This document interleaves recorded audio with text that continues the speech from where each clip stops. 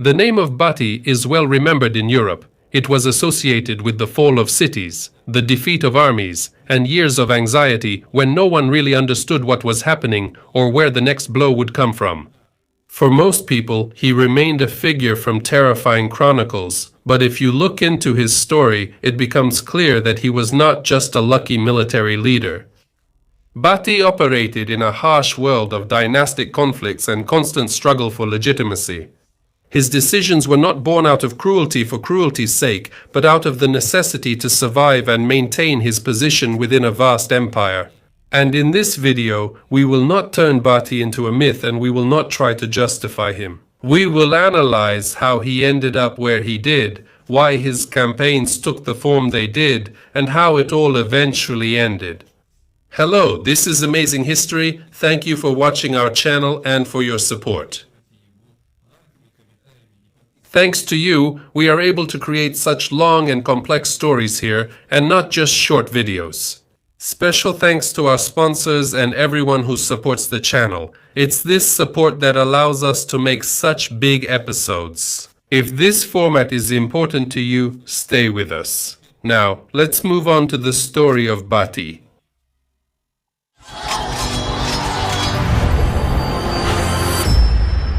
First, let's dive into the geopolitical reality of the early 13th century. It seemed that the world was stable, large states appeared strong, cities were wealthy, and borders were established, but in reality, it was just an illusion. In East Asia, the north of China was controlled by the Jin Empire, while the south was ruled by the Song dynasty. These were powerful states, but there was an exhausting struggle between them that consumed resources and people. In the Islamic East, the situation was no better. The Khwarezmian state appeared vast and wealthy, but it was held together by the personal power of the ruler and fear. The governors hated the central authority, the army was diverse, and the trading cities cared first and foremost about their own profit. Europe lived at its own pace. Feudal fragmentation was considered the norm. Princes fought with each other, kings argued with barons, and cities bargained for privileges. War here was a matter of honor and tradition. No one was prepared for an enemy who would not negotiate and would not stop after a single victory. Rus was no exception either. There was no single center of power here. Each prince pursued his own goals, and each city relied primarily on itself. And the common threat was only realized when it was already too late. And by the beginning of the 13th century, this entire world was changed by one man, Genghis Khan.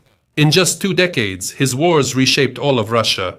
That was how a vast empire began to form, one that was held together by personal power and military strength. It was impossible to govern such vast territories directly, so Genghis Khan divided the conquered lands among his sons, establishing them as uluses, hereditary domains within a single empire. Formally, all the land remained the common property of the clan, but each son received his own portion, his own area of responsibility, and his own resources. The eldest son, Juchi, received the westernmost steppes, the borderlands, and everything that was yet to be conquered. It was a vast but problematic domain. It was far from the center, had no clear borders, and was constantly expanding through new wars. It is in this domain that the story of Bati begins, but perhaps it is better to start with another, much more complicated problem concerning his father's position within his own family. In the Mongol elite, lineage determined almost everything, and this is where Bati's main problem began. His father, Juchi, although he was the eldest son of Genghis Khan, was considered the most vulnerable. I'll explain why. His mother, Borte, the wife of Genghis Khan, was once held captive by the rival Merkit tribe. She returned from captivity already pregnant with Juchi. When he was born, Genghis Khan acknowledged him as his son, but, as they say, doubts about his origin remained. Chagatai, the second son of Genghis Khan, took an especially harsh stance.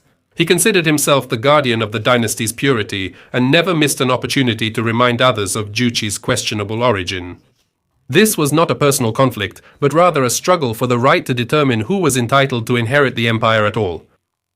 For Juchi, this situation became a dead end. He received a vast ulus in the west, but was left out of central politics. His death was yet to come. This divide only deepened during Genghis Khan's lifetime. Juchi's lineage was already part of the empire with a mark of doubt, and Batu inherited not only the lands, but also this mistrust. He was the grandson of the great Khan, and at the same time a representative of a branch whose legitimacy could always be questioned. And in such a system, this meant only one thing: any defeat, any mistake, would automatically become proof that he was unnecessary. Therefore, for Beatty, the question of power from the very beginning was not a matter of ambition, but a matter of survival. He could not afford to act impulsively, rely on charisma, or count on family ties. His position required a careful and calculated approach. Bati was born around 1209 at a time when the Mongol state was just beginning to take shape. The name Batu, given to him at birth, already sounded like a demand from the very beginning and meant firm or reliable. And in the chronicles, in the historical sources, he became better known to us as Bati, while Batu was not an obvious heir even within his father's line. According to medieval sources, Jochi could have had up to 40 sons, which made the question of seniority a mere formality, and in such a family, the right to power had to be proven. This meant that Batu grew up as one of many contenders, where basically everyone had an equal chance. That is why Bati, from an early age, relied not on his lineage, but on his reputation as someone you could depend on. After all, in a system where there were too many sons, it wasn't the brightest who survived, but the most useful. By the early 1220s, when Batu was still very young, he was already inside the military and administrative machinery of the empire. He saw how decisions were made, how uluses were distributed, and how quickly family ties turned into political weapons, and this experience made him cautious. Before we go any further, it's important to understand one more thing, without which the rest of Batu's story will seem strange. The Ulus of Yoki was a hereditary possession, but it was not an independent state. The entire Mongol Empire was formerly considered the property of the Genghis Khan family, and supreme power belonged to the Great Khan after Genghis Khan's death. This position was taken by Ogedei. It was he who approved major campaigns, allocated troops, and decided who had the right to wage war on behalf of the empire, and where. The uluses were governed by their own rulers, but their legitimacy directly depended on the center. After Joki's death around 1227, his territories in the west were left in an uncertain situation. The Ulus was divided among the sons, and seniority belonged to Ordu and Gen, who became the first military ruler of the eastern part of the Ulus. Batu received the steppes to the west of the Irtish and the Urals. However, it soon became clear that Orda Gen did not claim an active role in imperial politics and did not seek to command large military forces. Batu, on the contrary, became involved in the key military projects of the empire and became a figure through whom real decisions were made. As a result, a situation arose where the actual center of power shifted to Batu, although formally Orda Gen still retained the status of Batu's elder, controlled the main troops of the Ulus of Jochi, and represented its interests at the Kurultai, the public assemblies of the Mongol nobility. It was this balance that made it possible to avoid open civil strife and turn the Ulus of Jochi into a stable entity within the empire. For Batu, this was his first major political victory. While Batu's first serious combat experience was connected with the wars in northern China against the state of Jin. This was a fundamentally different war compared to the steppe raids. The Jin Empire had fortified cities, walls, garrisons, and a developed supply system. Here, it was impossible to win with the usual cavalry raids of the steppe people because sieges, engineering, coordination, and time were required. In 1230 to 1232, the Mongol armies conducted a systematic offensive against the key centers of the Jin Empire. Chinese and Muslim engineers were used in this war, and sapping was used through pressure and calculation. For Batu, this was a school of war against a sedentary civilization, and he learned its lessons well. The Mongols learned to coordinate reconnaissance and conduct warfare over vast distances when separate armies operated autonomously for weeks, but still within a single plan. It was in China that Batu finally understood a simple thing. It's not numbers that decide the outcome, but logistics. Who moves faster, who is better supplied, and who defeats the enemy first is the one who wins. He would later apply this knowledge to the West without any fundamental changes. By the time of the final defeat of Jin in 1234, Batu was already an experienced military commander, familiar with city sieges and long campaigns. Europe, without even realizing it, had gained an opponent who had gone through the toughest military school of his time in history. Batu Khan became famous primarily for his western campaign. It was he who turned the Mongol expansion from an Asian war into a pan-Eurasian catastrophe. But the decision to move west was not sudden, and was not just about the desire for plunder. By the mid-1230s, the eastern directions were mostly exhausted, northern China was nearly broken, Central Asia was subdued, and the steppes between the Irtysh and Volga rivers had been cleared. The states of Eastern Europe remained the last regions that had not yet experienced Mongol warfare. There was also a specific military motive. The Mongols had already encountered the organization of the Oghid tribes. Leaving independent tribes behind was dangerous. The Western campaign was supposed to eliminate this zone of instability once and for all. Finally, there was also a dynastic calculation. The lands west of the Volga were considered the inheritance of Yochi, and it was Batu who had the right to act there on behalf of the dynasty. The campaign allowed him not only to expand his possessions, but also to secure real power for his own line. In general, in 1235 at the Kurultai, the great Khan Ugade approved a large-scale offensive towards Eastern Europe. Preparation for the campaign began immediately after the Kurultai and was unprecedented in scale. Every family in the empire had to provide one warrior. Eldest sons were sent to war by princes, noyons, and ordinary nomads alike. The Mongol state never carried out such a general mobilization again. Almost all adult Chinggisids took part in the campaign, the sons of Ogedei, Chagatai, Tolui, and the entire line of Jochi.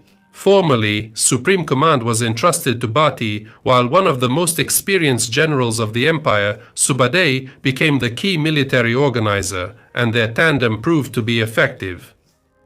In 1236, the Mongol army approached its first serious target. In the west, in Volga, Bulgaria, the Bulgar cities controlled the Volga River, trade, and crossings, and most importantly, it was here that several years earlier, Subadei's troops had already suffered defeat. In addition, the capital of Bulgaria, Belyar, was considered one of the most fortified cities in the region, and previous attempts to capture it had failed. At the end of summer or in the fall of 1236, the Mongol corps began their offensive from several directions at once, converging on Belyar. The city was taken, and its population was either partially destroyed or partially taken captive.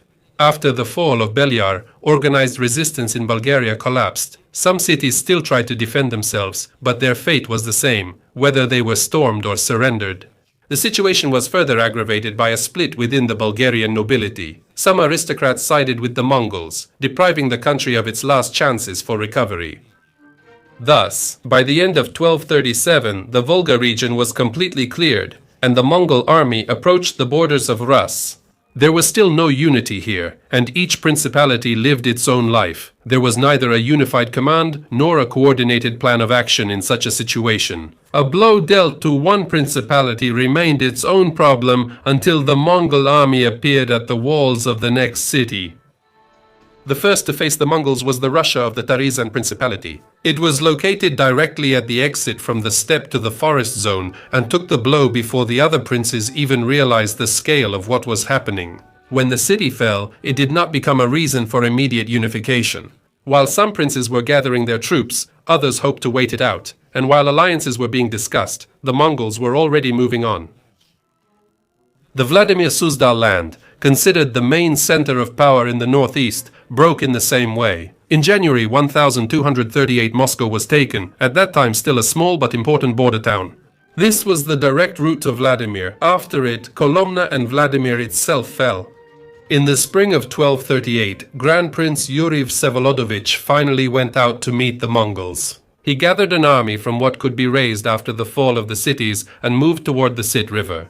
This was an attempt to stop the campaign after it had already gained full momentum. The battle turned out to be short. The prince's army was defeated, and Yuri himself was killed, and with him, the last hope for united resistance in the northeast disappeared.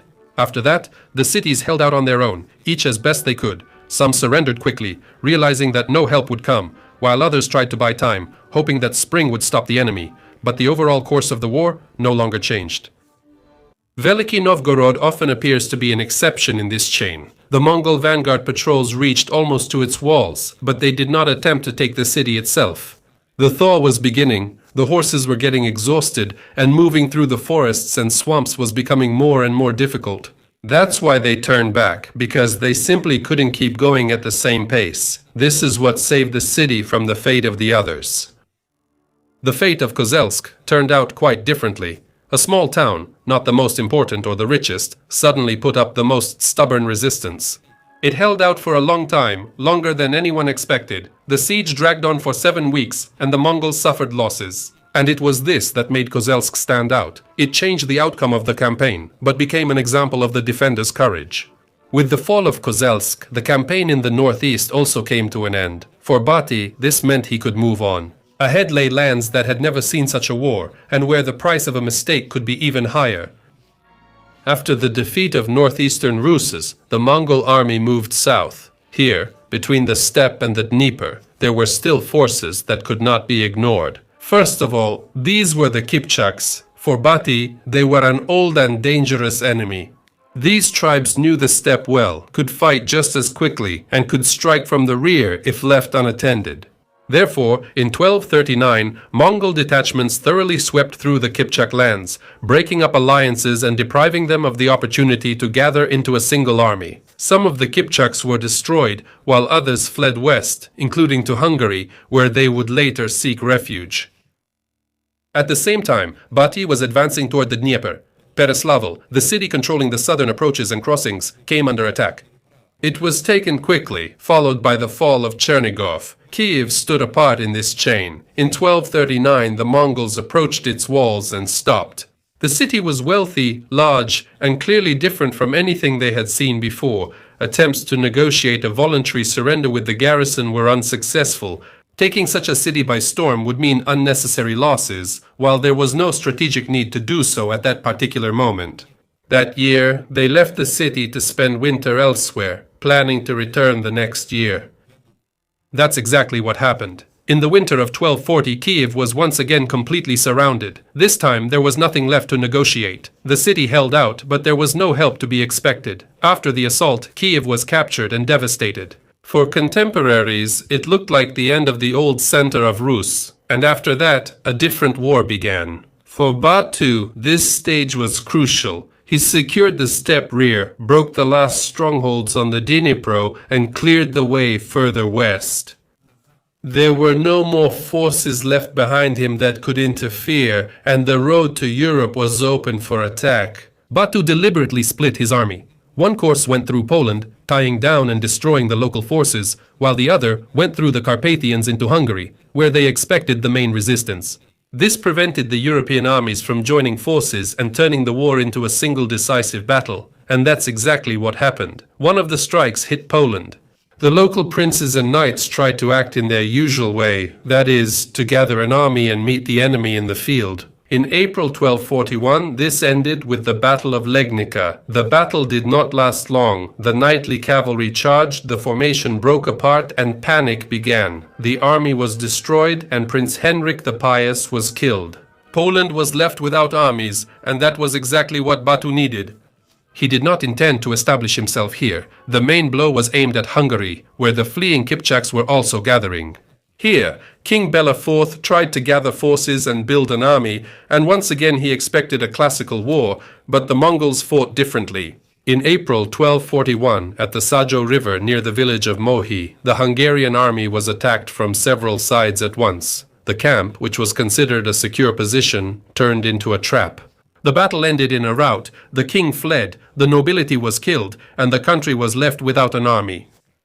After that, resistance in Central Europe became sporadic. The Mongols swept through Hungary, Transylvania, and Croatia, reaching the Adriatic. They did not capture every fortress, but it no longer mattered. No state could assemble an army strong enough to challenge them in battle.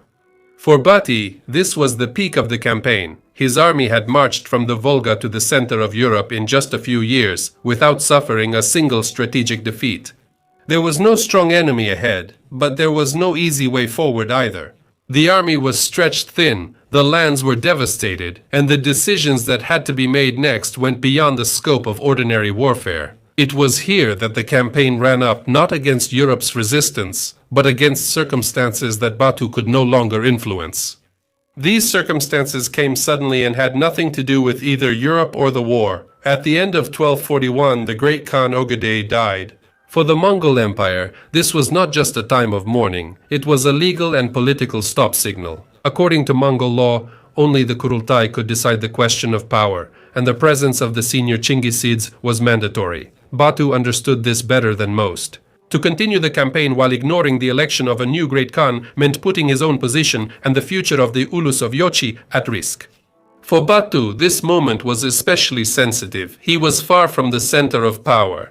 Returning became a necessity, and continuing the war was a risk. Europe could wait, but the internal struggle for influence could not, so the decision was made to organize the withdrawal of the campaign. The Mongols left as quickly as they had come. It turns out that Europe survived not because it was able to defend itself, but because at some point it became a secondary direction. History decided this outcome not on the battlefield, but in the court of the Great Khan. And it is here that the European part of the campaign ends, and the next stage of Batu's story begins, now as a ruler rather than a military commander. After the death of Ogedei, power in the empire was left hanging in the air. Formally it passed to his widow, but no new great Khan had yet been chosen. The Kurultai, where the issue of supreme power was to be decided, was convened only a few years later, in 1246. Throughout this time, Batu stayed in his western territories, watching events unfold from afar. He wasn't rushing to the assembly, knowing the fight for the throne would be difficult and risky. When the Kurultai finally took place, Batu did not attend it in person. The new great Khan became Guyuk, the son of Ogedei, a man with whom Batu had long-standing and tense relations. It was after this that Batu finally focused on his own lands, and the European war became a thing of the past. Now his task was not to expand the borders, but to hold on to what was already in his hands.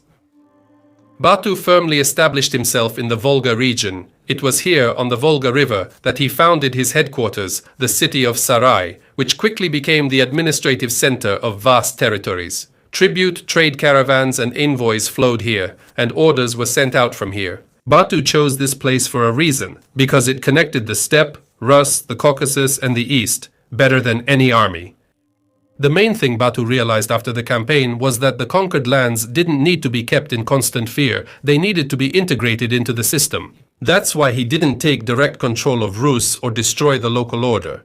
The princes stayed in their places, the cities continued their own lives, even the church was left untouched. The only thing that changed was that now the Horde stood above it all. That's how Yarliks appeared, Khan's charters that confirmed a prince's right to rule. It was a simple and effective tool when Bati didn't interfere in every decision, but held the key to the whole system in his hands. For this system to work, order was needed. A census and strict accounting of obligations were introduced in the Horde, and the collection of tribute was overseen by the Khan's representatives, the Baskaks. Yes, it was hard and painful, but this was exactly how the Horde could exist without endless punitive campaigns. As long as tribute was paid and there was no rebellion, interference was minimal. Bati separately established relations with the church. He did not impose faith and did not touch the clergy. The church received protection and privileges, and the Khan gained another source of stability. This was not so much a sign of special tolerance as it was a pragmatic calculation, since religious conflicts destroyed order, and order was more important than anything else. Gradually, Ulusjoki stopped being just a part of the empire. Yes, it was still formally within it, but in reality, it lived its own life. That's how the Golden Horde came into being. Batu never established a relationship with the great Khan Guyuk. Batu deliberately kept his distance from central politics. He didn't rebel, but he also didn't show active submission.